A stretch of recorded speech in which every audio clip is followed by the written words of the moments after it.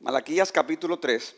Vamos a leer desde el versículo 13 para ver un poco el contexto, aunque vamos a poner desde el 16. Dice así: las palabras de ustedes contra mí han sido duras contra mí, dice el Señor.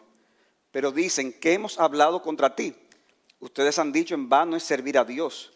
¿Qué provecho hay en que guardemos sus ordenanzas y en que andemos de duelo delante del Señor de los ejércitos? Por eso ahora llamamos bienaventurados a los soberbios. No solo prosperan los que hacen el mal, sino que también ponen a prueba a Dios y escapan sin ser castigados. Esa era la parte del reclamo de ese pueblo incrédulo contra Dios. Entonces dice aquí el texto: entonces los que temían al Señor se hablaron unos a otros, y el Señor prestó atención y escuchó, y fue escrito delante de él un libro memorial para los que temen al Señor y para los que estiman su nombre. Y ellos serán míos, dice el Señor de los ejércitos, el día en que yo prepare mi tesoro especial, y los perdonaré como un hombre que perdona al hijo que le sirve. Entonces volverán a distinguir entre el justo y el impío, entre el que sirve a Dios y el que no le sirve. Porque viene el día ardiente como un horno, y todos los soberbios y todos los que hacen el mal serán como paja. El día que va a venir les prenderá fuego, dice el Señor de los ejércitos, que no les dejará ni raíz ni rama. Pero para ustedes que temen mi nombre, se levantará el sol de justicia con la salud en sus alas, y saldrán y saltarán como terneros del establo. Y ustedes pisotearán a los impíos, pues ellos serán ceniza bajo la planta de sus pies el día en que yo actúe, dice el Señor de los ejércitos. Hermanos, uno de los movimientos más gloriosos que ha ocurrido en algunas épocas de la historia de la iglesia ha sido lo que se conoce como los avivamientos. ¿Qué son los avivamientos? Son actuaciones especiales del Espíritu Santo en la que el pueblo de Dios es despertado de una forma dramática, trayendo a su vez una renovación espiritual en la misma y trayendo también conversiones, muchas conversiones. En ese sentido, una iglesia local puede ser avivada, o las iglesias y los creyentes en una ciudad, en una región, en una nación, pueden ser avivadas. Ahora, hermanos, importante es que los avivamientos no son producto de la acción humana. Por eso es que está mal decir, como muchas veces se oye hoy, tal iglesia, en tal lugar se va a hacer un culto de avivamiento. ¿Cómo así un culto de avivamiento? Es que los cultos de avivamiento no lo hacen los hombres. El avivamiento es una obra soberana de Dios que la puede traer cuando quiere. No es fruto de que las personas preparen un culto de avivamiento, es una obra soberana de Dios. Un avivamiento sucedió, por ejemplo, en la época de la Reforma Protestante, cuando Lutero, Calvino y otros conocieron al Dios de la Biblia, la tradujeron al pueblo y comenzaron a predicar la justificación por la fe. También en el siglo XVIII, cuando tanto en Inglaterra como en las colonias de Norteamérica, hombres como Jonathan Edwards, Whitefield, John Wesley y otros predicaron con pasión el nuevo nacimiento, y dice que multitudes fueron transformadas. Dice un historiador inglés con respecto a lo que pasó en Inglaterra en el siglo XVIII, el avivamiento cambió en unos pocos años a la sociedad inglesa. La iglesia fue restaurada a la vida y a la actividad. La religión llevó a los corazones de la gente un espíritu fresco de celo moral, a la vez que purificó la literatura y las costumbres. Una nueva filantropía reformó las prisiones, infundió clemencia y sabiduría en las leyes penales, abolió el trato de esclavos y ofreció el primer impulso para la educación popular. Eso es un avivamiento. Y qué glorioso, hermano, sería que Dios trajera un avivamiento, ¿verdad?, en medio nuestro. Ser testigo de ese despertar de Dios. Que veamos multitudes venir a Cristo, como ocurrió en la iglesia primitiva en Pentecostés. Sin embargo, hermanos, en la historia de la iglesia no siempre ha sido así. De hecho, la mayoría de las veces no ha sido así. Si vemos las cosas de forma objetiva, nos daremos cuenta que estos avivamientos no es lo que predomina mayormente en el mundo. Y por lo general los cristianos somos una minoría, somos un remanente en una sociedad que nos es adversa. Y es en ese ambiente que estamos llamados a vivir vidas que perseveren para la gloria de Dios. Y por eso que yo quiero hablar con ustedes, basado en la realidad de eso que he dicho y de este texto, el tema de un remanente que persevera, un Dios que responde, un destino que nos espera. Ese es el título completo, aunque solamente se anunció un remanente que persevera, pero podemos añadirle un Dios que responde, un destino que nos espera. Y cada una de esas oraciones va a ser nuestro encabezado en el mensaje de hoy. Veamos en primer lugar un remanente que persevera. Dice el texto que los que temían al Señor se hablaron unos a otros. O sea, Dios estaba dando palabras de juicio al pueblo, a un pueblo que era mayoritariamente incrédulo, a pesar de que se llamaban ser pueblo de Dios, pero la mayoría eran incrédulos, cuestionaban a Dios, se quejaban de Dios. Dice que cuando llevaban ofrendas, ofrecían, si tenían que llevar un animal, el que menos servía de los animales. Eran desleales y infieles con sus esposas. Algunos se divorciaban. O sea, era un cuadro que tenía muchas cosas, pero ninguna de ellas era una característica de ser un pueblo de Dios.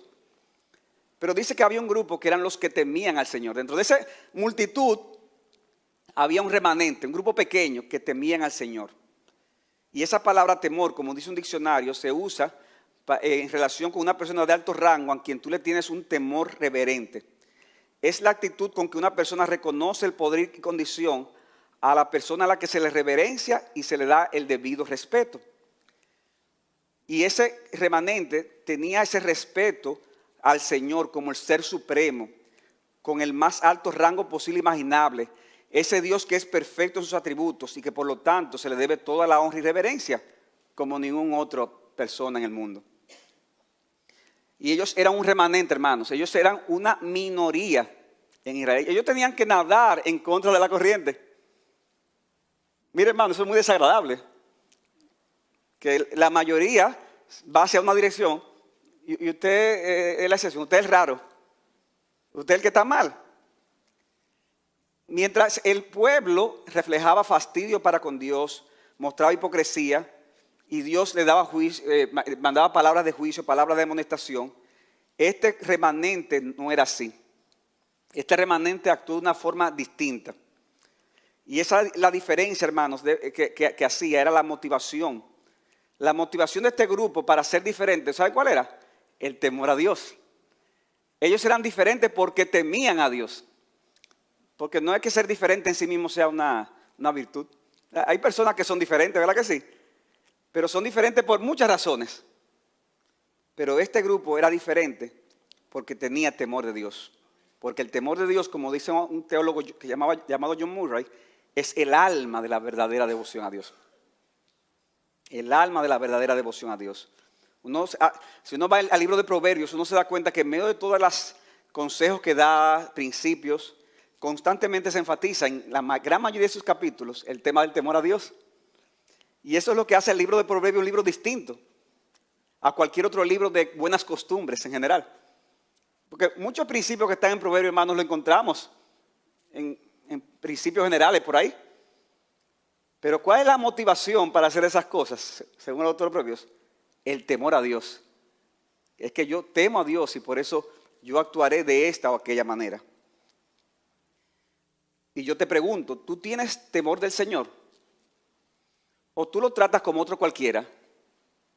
O sea, hay gente, hermano, que solamente ven el amor de Dios. Y ese Dios, ese es mi papá. Sí, es Dios, es amor. Pero también dice la Biblia que es fuego consumidor, que es santo, que es justo, que castiga el pecado, que no dará por inocente al que peca. Y hermanos, así como tenemos que tener amor a Dios, así también tenemos que tener temor a Dios. De paso, hermanos, esto es una motivación para uno tener cuidado, porque a veces usamos el nombre de Dios como muletilla. Y a veces atorando. Mira, Señor, yo te pido, Señor, que Señor, y a veces hasta inconsciente. Y a veces también nos majamos la mano. ¿Y qué decimos? Aleluya, gloria a Dios, oye, porque te majaste la mano. O sea, tú tienes que saber, hermanos, a la hora de usar el nombre de Dios, que tú debes hacerlo de una manera consciente. Ese es mi punto. Porque Dios no es cualquier cosa y no es cualquier gente. Dios es un ser real, al quien le debemos reverencia. Debemos de tener temor de Dios.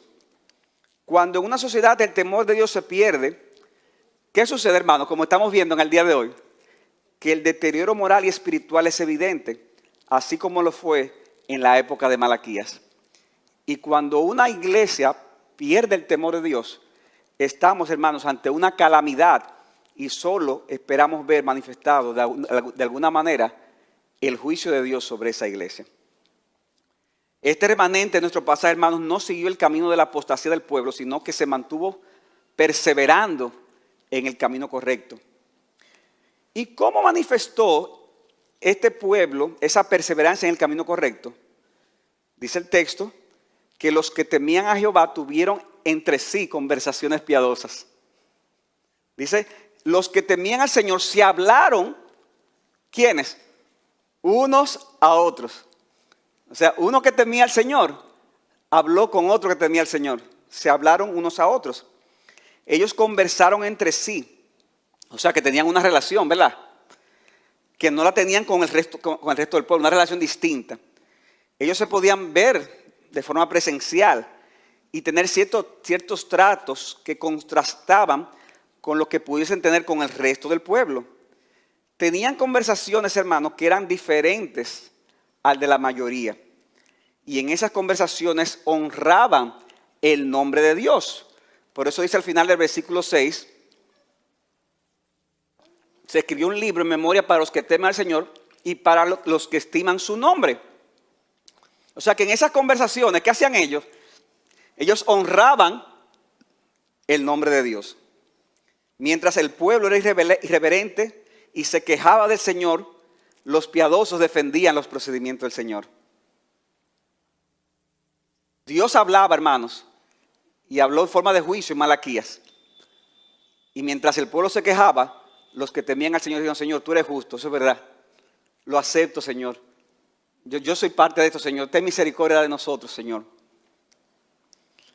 Y de este punto, hermano, aprendemos, por lo tanto, óyeme bien, que nuestras conversaciones espirituales o la falta de ellas son un buen termómetro para medir qué tanto tenemos temor de Dios. Repito, nuestras conversaciones espirituales o la falta de ellas son un buen termómetro para medir qué tanto tenemos, si realmente tenemos temor del Señor. Porque, hermanos, normalmente hablamos de aquello que le damos más importancia. Y, hermano, no hay que ser inteligente, no hay que ir a la NASA para usted darse cuenta de esto. Usted habla de lo que usted le da más importancia. Y las conversaciones que tú tengas, un termómetro para medir qué tanto tú tienes temor de Dios, qué tanto tú reverencias a Dios, qué tan conectado estás tú con Dios. Como dice un autor, en tu iglesia, después del sermón, ¿de qué se habla?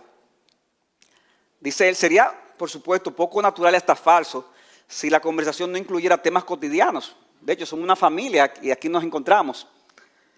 Sin embargo, como suele ocurrir, si las cosas de Dios apenas se mencionan, algo anda mal. O sea, tú has venido a la iglesia a escuchar la palabra de Dios. Dios ha hablado. Tú te has gozado en alabanza de tu pueblo. Dios te ha amonestado, te ha edificado, te ha consolado. Y cuando termina el culto, tú hablas de todo, menos del Señor. Yo te pregunto, ¿qué reflejan tus conversaciones acerca de tu relación con Dios y la palabra? Ahora, hermanos, cuando hablamos de conversar, no estamos hablando de que, bueno, ya yo sé, entonces, en la iglesia se hablan las cosas espirituales. Y cuando salga, entonces, ya no es así.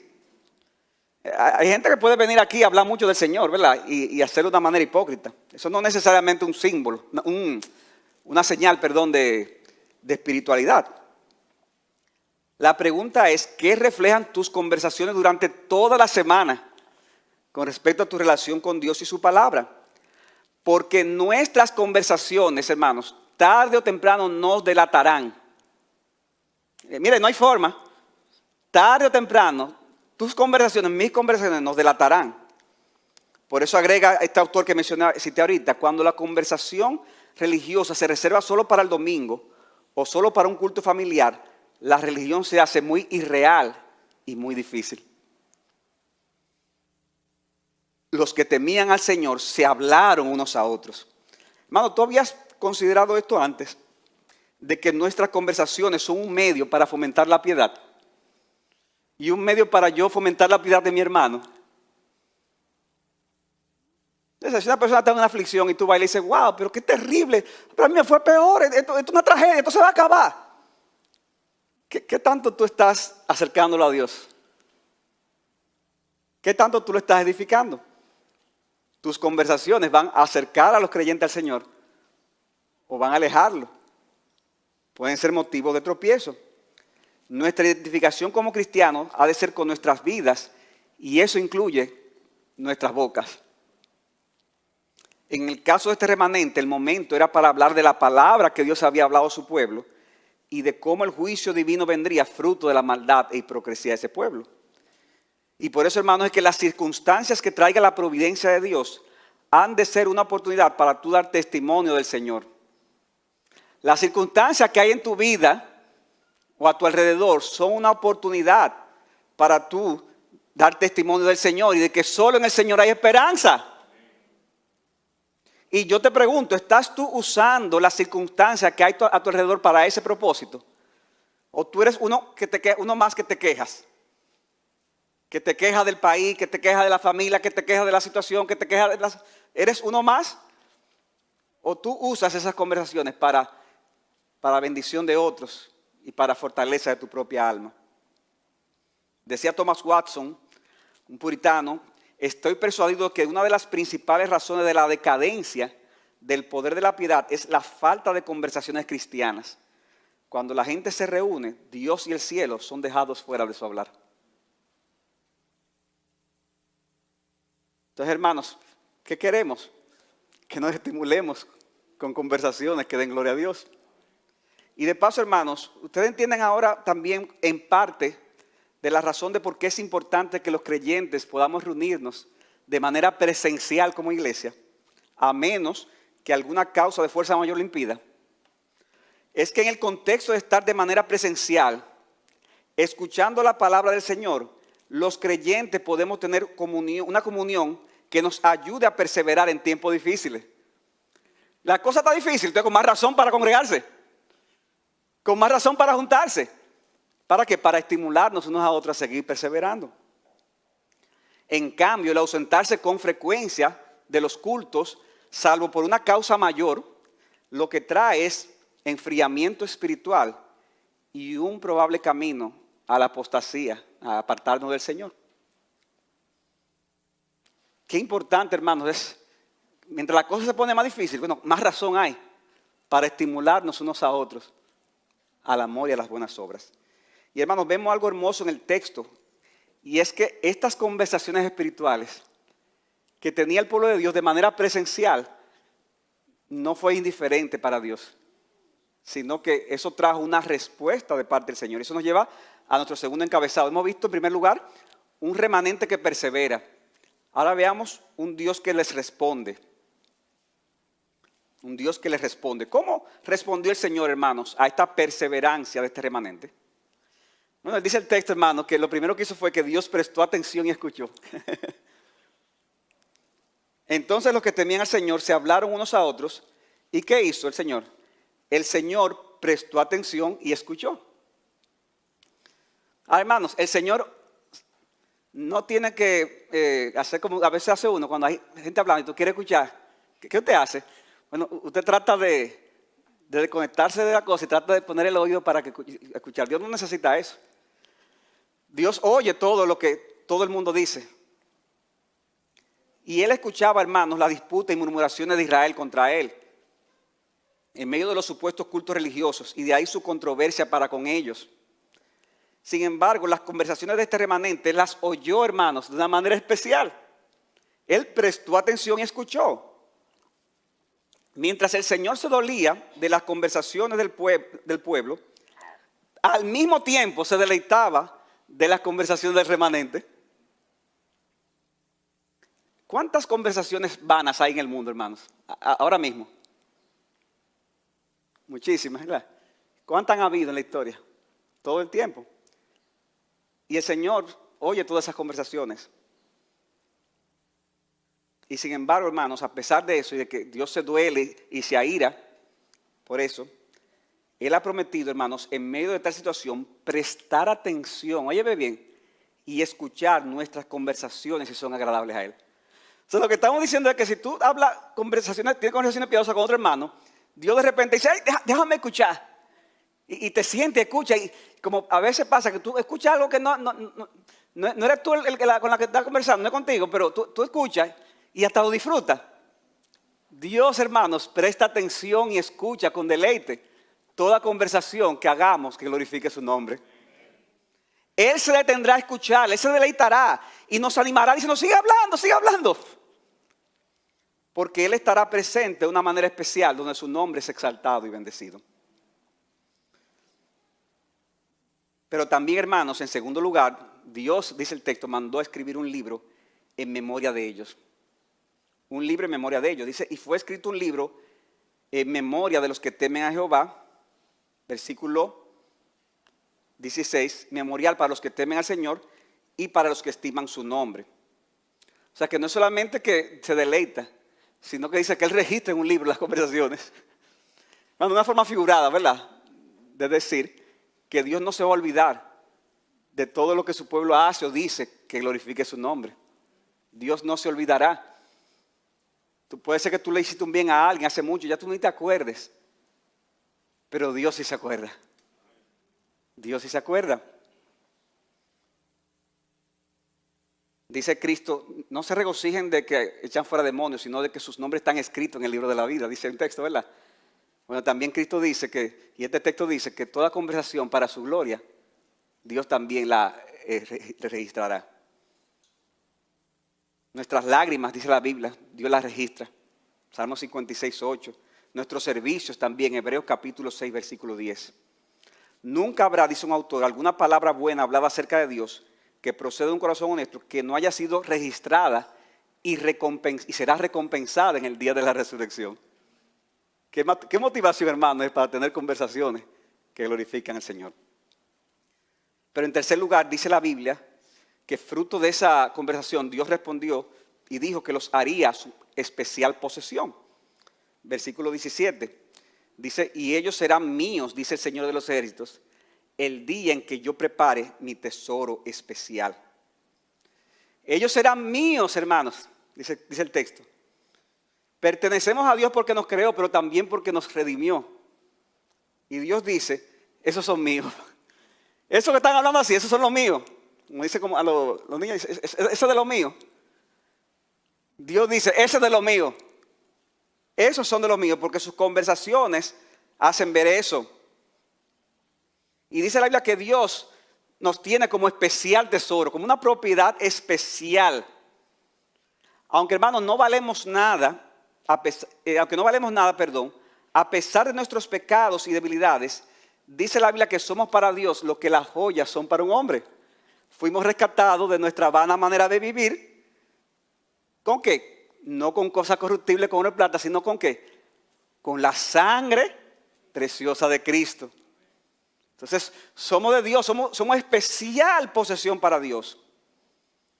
Hermanos, tú eres especial posesión para Dios. Tal vez tú no lo sientes, pero yo te invito a que esta mañana tú lo creas. Porque Dios nos tomó de la suciedad del pecado, nos lavó con la sangre de Cristo y nos hizo parte, nada más y nada menos, que de su novia, que es la iglesia. Dios dice, son míos, ese de lo mío. Y finalmente dice, de este texto, de este grupo, que les otorgaría un perdón filial. Les otorgaría un perdón filial. Dice, no solamente que lo escuchó, no solamente que escribió, registró las conversaciones, no solamente que lo haría posesión especial, sino que dice, versículo 17, y los perdonaré como un hombre que perdona a su hijo que le sirve. A su hijo que le sirve. O sea que aquí se profetiza, hermanos, lo que haría Cristo en el nuevo pacto. Y lo que es ya una realidad presente para nosotros hoy. ¿Cuál es esa realidad presente, hermanos? Que ya fuimos perdonados por la sangre de Jesús. Y que el perdón que Dios nos da ahora no es el perdón de un juez hacia un acusado, sino el de un padre hacia un hijo. ¿Verdad? Es distinto, ¿verdad que sí? Es el hijo que ha pecado y el padre dice, no, yo te perdono, mi hijo. Yo te perdono. Como vimos hace poco en el Salmo 51. Primera de Juan 2:1. Hijitos, estas cosas os escribo para que no pequéis. Y si alguno hubiera pecado, abogado tenemos para con el Padre, a Jesucristo el justo. O sea que aquí también se promete que, hermanos, una relación filial. Los perdonaré como el hombre perdona a su hijo que le sirve. O sea, hermano, ¿qué estamos viendo hasta ahora? Hemos visto que hay un remanente que persevera. Pero también hemos visto que hay un Dios que responde. Presta atención a las conversaciones. Nos hace suyo de una manera especial. Escribe en un libro las conversaciones y nos otorga ese perdón filial. ¿Cuántas bendiciones, hermanos? Que Dios se deleita en nosotros, a pesar de que no somos nada. A pesar de que no somos nada, Dios nos trata de una manera, hermanos, sumamente importante, sumamente especial. Y todo, hermanos, por su gracia y por su misericordia. O sea, no salga aquí diciendo, wow, yo soy un campeón. No, yo no soy nada. Y a pesar de eso, Dios me trata como una joya de incalculable valor. Y porque somos esa joya de incalculable valor, hay entonces, hermanos, en tercer lugar, un destino que nos espera. Un destino que nos espera. ¿Y cuál es ese destino que le espera al remanente? Bueno, en primer lugar, hermanos, yo tengo que decir que es un destino diferente al de los impíos. Dice el versículo 1 del capítulo 4, viene el día ardiente como un horno y todos los soberbios y todos los que hacen mal serán como paja. Y dice que y el día que va a venir les prenderá fuego, dice el Señor de los ejércitos, que no les dejará ni raíz ni rama. Hermanos, este será el final penoso para el impío. O sea, ese día que nos esperamos será un día de destrucción, un día de juicio, un día de condenación. Aquellos que no tienen temor del Señor, que no se han arrepentido de sus pecados, que no han abrazado la obra de Cristo por la fe en sus corazones. Dice aquí Malaquías, no lo digo yo, dice aquí la palabra de Dios que les espera un juicio de fuego. Un juicio de fuego. Dice Dios que estas personas serán como paja, como las cenizas que quedan cuando algo es pasado por fuego. Y esta figura de lo que habla es, hermanos, de lo terrible que será ese juicio. Y de lo terrible que será la condenación que venga como resultado del juicio. Dice que el versículo 3, inclusive, que ese día de castigo para el impío, ese remanente piadoso que había sido atribulado por esa mayoría aborrecedora de Dios, también participará de esa justa venganza. Versículo 3, si ustedes pisotearán a los impíos, pues ellos serán ceniza bajo la planta de sus pies el día en que yo actúe, dice el Señor de los ejércitos. Si tú estás escuchando este mensaje y no te has arrepentido, entonces yo te invito de corazón, mi amigo, yo te invito en esta mañana a que tú huyas de la ira venidera. Porque existe la ira de Dios y vendrá el día de una ira futura. Y yo te invito a que tú te apropies de Jesucristo y huya de esa ira venidera para que no termines en la condenación del infierno, que es lo que enseña este texto de Malaquías. Porque ese día vendrá y solo aquellos que se refugiaron en Cristo podrán escapar. Cristo murió y resucitó para el perdón de nuestros pecados y para reconciliarnos con Dios. Y solo así, mi amigo, tú podrás participar del destino de los que temen al Señor. ¿Y cuál es ese destino? Es un destino, hermanos, óyeme bien, de exaltación y de gozo más allá de toda comprensión. Es un destino de exaltación y de gozo más allá de toda comprensión. Versículo 2, el capítulo 4. Pero para ustedes que temen mi nombre, se levantará el sol de justicia con la salud en sus alas y saldrán y saltarán como terneros del establo. Mi hermano, decíamos ahorita que somos una posesión valiosa para Dios. Tal vez tú no lo percibes ahora, porque tú lidias con muchas aflicciones en tu vida, muchos pecados que te estorban, tienes muchas carencias, sientes que eres tratado injustamente por tu jefe, sientes que tu familia te humilla. Muchas cosas no te están saliendo bien. Mi hermano, en esta mañana te digo que algún día tú verás con toda claridad y sin ninguna duda que tú eres una posesión valiosa para Dios. ¿Cuándo? El día de las bodas del Cordero, el día de nuestra unión con Cristo, cuando Jesucristo regrese en gloria. Y ese día habrá una perfecta diferencia entre el justo y el impío. Ese día será claro y evidente que los que temían al Señor iban en ventaja. Que los que temían al Señor disfrutaron de esa gloria de ser posesión especial de Dios. Y miren qué figura tan preciosa que se usa, hermano. Dice que se levantará el sol de justicia con la salud en sus alas. Un sol de justicia, oye, esta idea, un sol de justicia nacerá en nosotros. Saldrá un sol y en sus alas, que es una posible referencia a los rayos del sol, que traen salud, bienestar y salvación. Y dice salud en sus alas. O sea, ese día, hermanos, brillaremos con gran esplendor. El mismo sol, como dice un autor, será calor ardiente que quemará para juicio, pero traerá salud en sus rayos para los que temen al Señor. Dice el Salmo 84:11, que sol y escudo es el Señor Dios. Por lo tanto, yo creo, hermanos, que ese sol de justicia es nuestro Señor y Salvador Jesucristo. Cristo es el sol de justicia que vino y murió en una cruz y resucitó al tercer día y está a la diestra del Padre intercediendo por nosotros. Y volverá con todo su resplandor y nosotros resplandeceremos con Él. Seremos exaltados junto con Cristo. Así como Cristo, hermano, al resucitar fue una resurrección de gloria. De igual manera, hermanos, habrá gloria en nosotros. No por nosotros mismos, sino porque el sol de justicia amanecerá, saldrá de nuestros corazones. Y el versículo 2 concluye diciendo, y saldrán y saltarán como terneros del establo. Y esta hermosa escena, hermanos, de la vida campestre, donde hay un grupo de becerros o terneros jugando entre sí, brincando ante ciertos obstáculos. Usted puede, si usted quiere, en YouTube, usted puede en internet ver algunas imágenes así. Hermanos, eso es hermoso cuando uno ve esas imágenes de la vida campestre. ¿Y qué transmiten? Transmiten una gran emoción. Una gran emoción.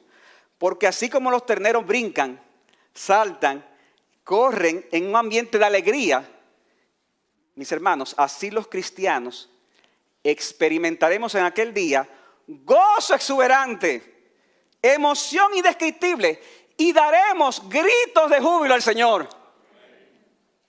Gritos de júbilo al Señor. Como dice el Salmo 126:5, los que siembran con lágrimas segarán con gritos de júbilo. El que con lágrimas anda llevando la semilla de la siembra, el que llora al día de hoy, en verdad volverá con gritos de alegría trayendo sus gavillas. Porque encontró, hermano, encontró esa perla del gran precio, encontró ese tesoro escondido que es nada más y nada menos que nuestro Señor y Salvador Jesucristo. Qué glorioso, hermanos, el destino que nos espera. Qué glorioso. Pero mis hermanos, no hay que esperar aquel día para poder experimentar estas cosas. Aún hoy, mi hermano, aún ahora mismo, a pesar de todas tus aflicciones y debilidades, mi hermano, disfruta de ese gozo exuberante. Disfruta de esa emoción indescriptible. Y hermanos, en el día de hoy, da grito de júbilo al Señor. Porque en el Señor, dice la Escritura, el Salmo 16, hay plenitud de gozo y deleites a su diestra para siempre. Vendrá en aquel día, pero vamos a comenzar a gozarlo hoy. Comienza a disfrutarlo hoy. Mi hermano, Dios te ha traído de la cautividad del pecado. Entonces, recuerda el Salmo 126 que dice, cuando el Señor hizo volver a los cautivos, éramos como los que sueñan. Éramos como los que sueñan. Yo recuerdo cuando tuvimos una oportunidad como familia de viajar a Disney, que mis hijas estaban chiquitas, que una de mis hijas estaba tan emocionada que ella no lo podía creer. Y ella estaba, papi, pero entonces, para ella era un sueño hecho realidad. Cuando el Señor hizo volver a los cautivos, éramos como los que sueñan. Entonces nuestra boca se llenó de risa y nuestra lengua de gritos de alegría. Entonces dijeron entre las naciones, grandes cosas ha hecho el Señor con ellos. O sea, los impíos decían, óyeme, pero el Señor hizo muchas cosas grandes con esta gente. Ellos vieron algo que le llamó la atención. Y eso llevó a que los impíos le dieran gloria a Dios. Y dijo, grandes cosas ha hecho el Señor con ellos.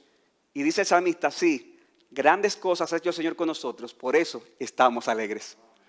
Estamos alegres. Para concluir, hermanos, fue en medio de una gran oscuridad que este remanente se destacó, ya que el incremento de la maldad y de la apatía, lo que produjo en ellos fue más temor a Dios y más conversaciones que honraban su nombre. Hermanos, que sea así igual en el día de hoy. Que sea así contigo y que sea así conmigo. Mis hermanos, nosotros los pastores no queremos traer falsas promesas a ustedes con respecto al futuro que nos espera. Ni tampoco hacer promesas huecas y ambiguas, como muchas veces se ve en círculos religiosos. Siempre al final de cada año, uno lee ahí, ay, el Señor me mostró que este año que viene va a ser el año de la cosecha. Ay, ¿qué quiere decir eso, la cosecha? El año de la respuesta de Jehová. El año de la... ¿De qué otro año? Dígame a ver para yo descubrir quiénes son ustedes los que están.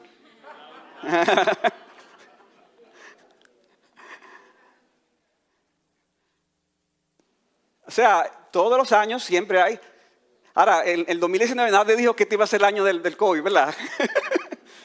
Para el 2020. Pero siempre están prometiendo cosas y sacando textos horriblemente fuera de su contexto. Que así como Jericó se caminó 7 días, así cada día es un año, y por esto este va a ser el año en que se van a derrumbar las murallas de Jericó. Y como le dijo el pastor a un soltero, entonces eso le explica a una hermana soltera, y tú le dices, eso quiere decir que se van a derrumbar las murallas de tu corazón. Ya ustedes se imaginan los líos que se armó cuando esa gente se casaron. Hermanos, nosotros no queremos dar falsas promesas. De hecho, si vemos las cosas a nuestro alrededor, parece, hermanos, que las cosas se van a complicar más. Y pudiera ser que en nuestros días, aún en nuestro país, veamos algún tipo de persecución de una manera más agresiva. Y eso no debería sorprendernos si eso pasa, porque eso sí lo profetizó el Señor. O sea, el Señor no profetizó el año de la que yo... Él sí profetizó que en el mundo tendréis aflicción y que seréis perseguidos. Ser fieles al Señor como individuo y como iglesia, hermanos, requiere sacrificios y sufrimientos, y posiblemente cada día va a requerir más. Y eso sin contar con las aflicciones que son comunes a todos los hombres, las enfermedades, las situaciones económicas y familiares. Pero mi exhortación, hermanos, es que a pesar de todas estas cosas que nos han sucedido y sucederán, mis hermanos, que nadie les quite a ustedes el gozo del Señor. En Canadá, en estos días, un pastor que llegó a la convicción de que el gobierno estaba prohibiendo los cultos presenciales por un aspecto más ideológico que de otra cosa, decidió que iba a tener su culto y ahora está preso. Y oigan eso, lo metieron preso hace como un mes, el juicio es en mayo, y decidieron dejarlo preso hasta que llegue el juicio. O sea, mira que el crimen tan grande que cometió que no pueden dejarlo suelto. Pero en esa misma cárcel soltaron a un violador, y no solamente que lo soltaron, sino que las autoridades advirtieron que tengan cuidado porque posiblemente va a violar de nuevo. Pero lo soltaron. Ese es el mundo, hermano, que ya está viviendo en algunos lugares. Que tal vez es el mundo que nos espera pronto, aquí. Hermanos, a pesar de todo, que nadie nos quite el gozo que es servir al Señor. En las buenas y en las malas. En tiempo de paz y aún en tiempo de persecución. Que en medio de este panorama podamos seguir siendo fieles hasta el fin. Porque como iglesia, hermano, tenemos mucho por hacer. Tenemos mucho evangelismo por hacer, mucho discipulado, mucha predicación, mucha consejería, muchas batallas que librar, muchos triunfos que obtener, muchas aparentes derrotas que sufriremos. Y entonces, hermanos, algún día a cada uno de ustedes, a cada uno de nosotros le llegará la muerte. Pero entonces, hermanos, con la muerte llegará finalmente la gloria. Con la muerte llegará la gloria. Apreciada iglesia, mira al Señor Jesucristo, que dio su vida por ti y que resucitó al tercer día. Míralo como Él intercede por ti cada día. Mira esa gloria prometida en su venida, porque ya Cristo todo lo pagó. Estamos, hermanos, completos en Él. Venga lo que venga, estamos completos en Él. Por lo tanto, adorémosle y vivamos con pasión solo para Él. Hermano, ¿quién sabe si vendrá un avivamiento? No lo sabemos, ojalá que venga. Pero ya sea que venga o que no venga, sigamos siempre orando, sigamos siempre despiertos, sigamos siempre perseverando en fidelidad en la obra de Dios, colaborando con el avance del reino de Dios, colaborando con otras iglesias locales donde también se predica el evangelio de Dios, y con gozo exuberante y con conversaciones piadosas, esperando con expectativa, hermanos, el retorno glorioso de nuestro gran Dios y Salvador Jesucristo, a quien sea la gloria, el dominio y la autoridad por los siglos de los siglos. Amén.